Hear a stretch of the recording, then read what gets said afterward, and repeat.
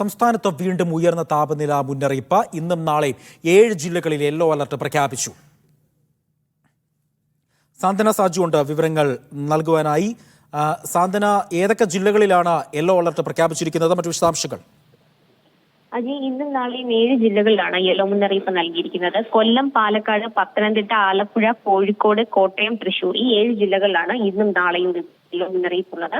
ഈ ജില്ലകളിൽ സാധാരണയേക്കാൾ 2 മുതൽ 3 വരെ അധിക താപനില ഉയരാനുള്ള ഒരു സാധ്യതയാണ് ഇപ്പോൾ പ്രവചിക്കുന്നത്. അതുകൊണ്ട് തന്നെയാണ് ഈ 7 ജില്ലകളിലും ഇപ്പോൾ യെല്ലോ മുന്നറിയിപ്പ് നൽകിയിരിക്കുന്നത്.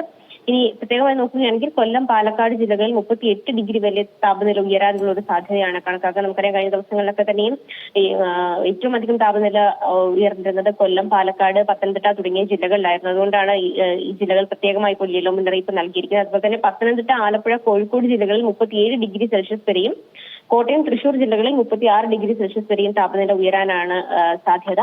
നമുക്കറിയുന്നത് പോലെ തന്നെ കഴിഞ്ഞ കുറേ ദിവസമായി സംസ്ഥാനത്ത് വളരെ വലിയ രീതിയിലുള്ള ചൂടാണ് അനുഭവപ്പെട്ടുകൊണ്ടിരിക്കുന്നത്. പ്രത്യേകമായും പുറത്തിറങ്ങുന്ന ആളുകൾ, പ്രത്യേകിച്ച് 11 മണി മുതൽ 3 മണി വരെ പുറത്തിറങ്ങുന്ന ആളുകൾക്ക് തന്നെയും ജാഗ്രത പാലിക്കണം, കുടയോ മറ്റു തൊപ്പിയോ ഒക്കെ ഉപയോഗിക്കണം എന്നുള്ള മുന്നറിയിപ്പും ദുരന്ത നിവാരണ അതോറിറ്റി പറയുന്നുണ്ട്. അജി.